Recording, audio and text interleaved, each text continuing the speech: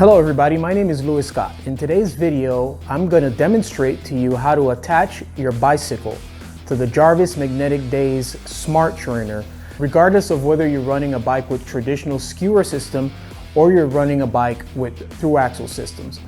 I'm also going to show you the proper way of attaching the cadence sensor with the rubber band that's provided in the kit. But I'm also going to show you how to improvise an installation method of that cadence sensor with zip ties. So the Jarvis is what's known as a direct trainer or a wheel off trainer, which means that we remove the rear wheel from our bike, which is going to be the first step, and then we directly attach our bike to the Jarvis Smart Trainer system. So let's begin by shifting our bike into the smallest cog in the rear.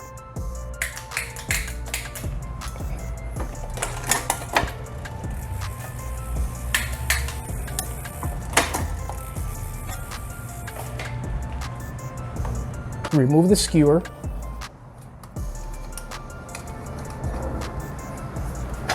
In those cases, you pull back on the derailleur, pull the chain away, and now the bike is free from the rear wheel. For installation, the dropouts should land right upon the axle.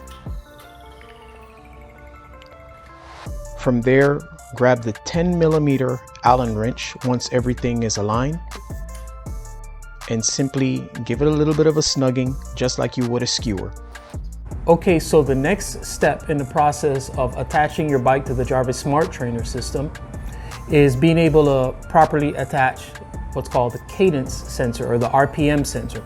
And the RPM sensor comes in 4 parts. It has rubber band for attachment, the actual cadence sensor itself, rubber bushing or grommet to help and aid with the installation, and then the magnetic sensor.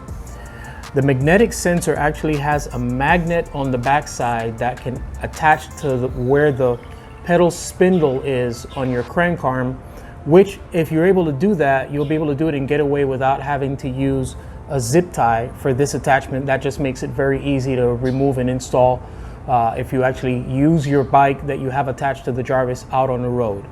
So what we're going to begin by doing is by making sure that we place the grommet properly onto the sensor. And there are 2 sides, obviously. And what we want to do is we want to make sure that we get the grommet installed on the proper side. What we want to do is we want to start with this side of the sensor, and the grommet has a short edge and it has a long edge. And what we want to do is we want to line up the short edge with the side that displays the MagneticDays logo. And we simply place it in there.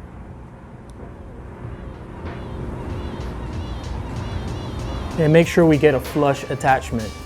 The reason why I point that out is because it actually fits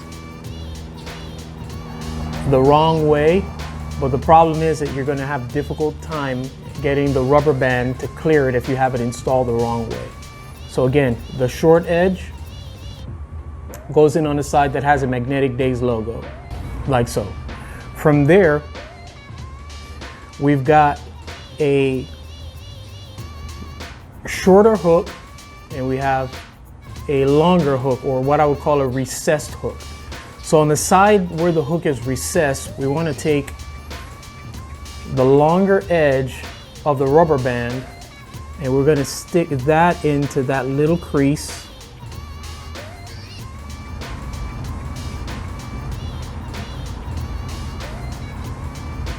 And that simply pops right into place that way. This then goes on to your chainstay, wraps around, and the hook is held in place that way. If you happen to have a bike that has very wide chainstays where the rubber band is not going to be able to go around the chainstays, you're going to have to employ the use of zip ties. Okay, so we begin the installation process by first finding a place for the magnet sensor. And as I mentioned, see if it'll actually attach and remain secure with the pedal spindle. In this case, with these pedals, it stays in place. If not, I would have had to have found a place along my crank arm to be able to get a reading.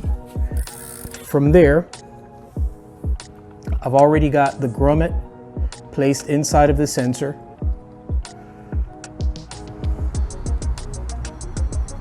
And what I'm going to do with the sensor is make sure that the MD logo is facing towards the outside. From there, we're going to go and install the rubber band, or make sure that the rubber band is properly attached into the recessed hook. I verify my proper placement, and I simply bring the rubber band around and hook it into the back part of the sensor. From there, I simply pedal backwards to make sure I have a good alignment and that there's no contact being made. And that's the installation of the cadence sensor. Lastly, for situations where we have chainstays that are too fat for the rubber band, we're going to use zip ties. In the case of the zip tie, simply install the zip tie into one of these two holes. I'm going to use two of them for this process.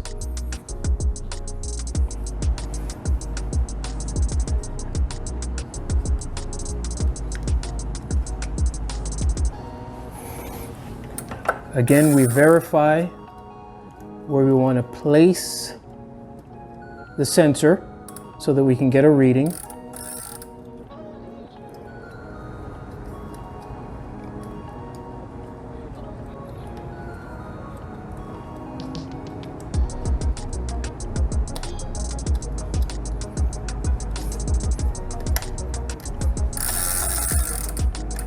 Make sure that we have proper alignment, and from there the last thing would be to simply trim the zip tie.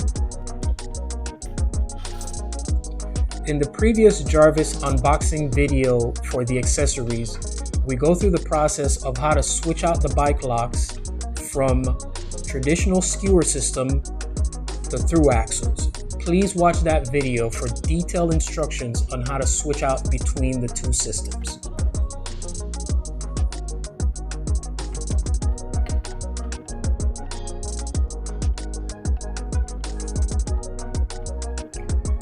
Once the bike locks have been switched out, the attachment of a bike with through axles is pretty straightforward. Simply align the dropouts onto the bike locks and use the through axle provided with the bike to secure the bike onto the Jarvis MagneticDays smart tree.